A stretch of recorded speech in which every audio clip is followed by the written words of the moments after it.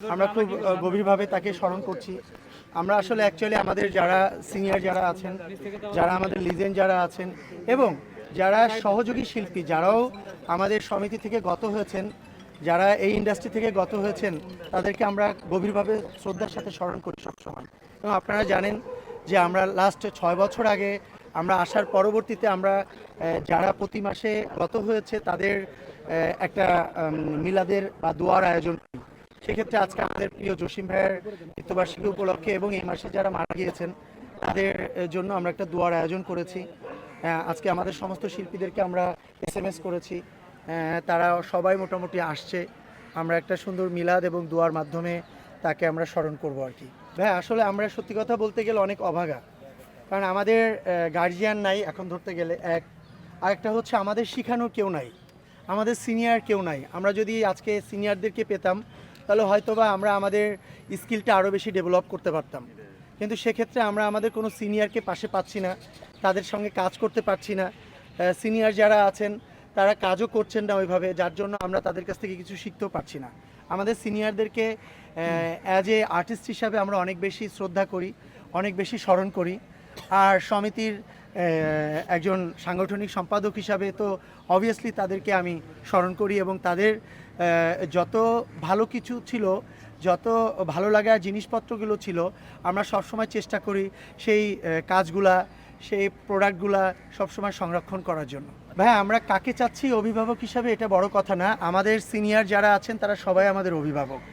আমরা আমাদের সিনিয়র সবাইকেই আমরা আমন্ত্রণ জানাই, সবাইকেই আমরা আমাদের জন্য আমাদের পাশে থাকার জন্য অনুরোধ জানাই যে আমরা শিল্পী সমিতি তো বড় কথা না, বড় কথা আমরা যারা ইয়াং জেনারেশন আছি, যারা ইন্ডাস্ট্রিতে কাজ করতে চায় বা কাজ করছি রেগুলার এখন, আমার সিনিয়ররা আমাদের পাশে দাঁড়াবে, এটাই আমাদের চাওয়া, কারণ আমাদের অনেক কিছু পাওয়া আছে তাদের কাছ থেকে।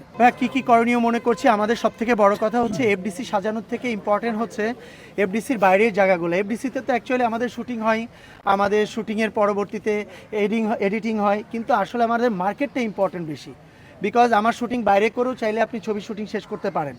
সেক্ষেত্রে আমার হলের পরিবেশগুলা আমার মনে হয় গভর্নমেন্টের তরফ থেকে যদি হলের কিছু সংখ্যা বাড়ানো যেত আর আমাদের প্রোডাক্টের কোয়ালিটিটা যদি বাড়ানো যেত, আমার মনে হয় দর্শক হলে আসতো ইনশাল্লাহ। আমি বলতে চাই যে পরিপূর্ণভাবে চলচ্চিত্রটাকে ফোকাস দেওয়ার জন্য এবং চলচ্চিত্রের সাথে এর সাথে সংশ্লিষ্ট কী ডেভেলপ করলে আসলে অ্যাকচুয়ালি আমাদের এই ইন্ডাস্ট্রিটা বাঁচবে।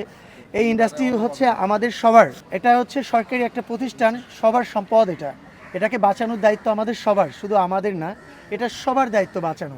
দর্শকদের যেমন বাঁচানোর দায়িত্ব, হল মালিকদের যেমন বাঁচানোর দায়িত্ব, তথ্য মন্ত্রণালয় বাঁচানোর দায়িত্ব, আমাদের ইন্ডাস্ট্রিতে যারা কাজ করি আমাদের সবার দায়িত্ব এটা বাঁচানো। বলতে গেলে তো এখানে শিল্পীদের তো তাদের কাজ তো অভিনয় করা, তাদের কাজ তো আর ছবি নির্মাণ করা না।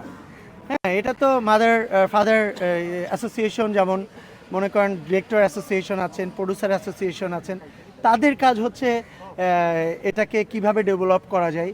আমাদের কাজ হচ্ছে আমাদেরকে দায়িত্ব দিবে, ক্যারেক্টার বুঝাই দিবে, আমরা সুন্দরভাবে সেটা প্রেজেন্টেশনের মাধ্যমে আমরা আমাদের চরিত্রটা ফুটিয়ে তুলব। তো সেক্ষেত্রে শিল্পী সমিতিতে আমাদের সমস্ত আর্টিস্টদের একটা অ্যাসোসিয়েশন, যেখানে তাদের সমস্ত ধরনের স্বার্থ সংরক্ষণ করা হয়। তা সেক্ষেত্রে এটাকে সংরক্ষণ সংস্করণ করার জন্য এরকম আহামরি কোনো মানে পদক্ষেপ বা আহামরি কোনো মানে কি বলবো পজিটিভ কোনো ভিউ আসবে এটা আমার অ্যাকচুয়ালি জানা নাই আর কি। জি, thank you so much, thank you.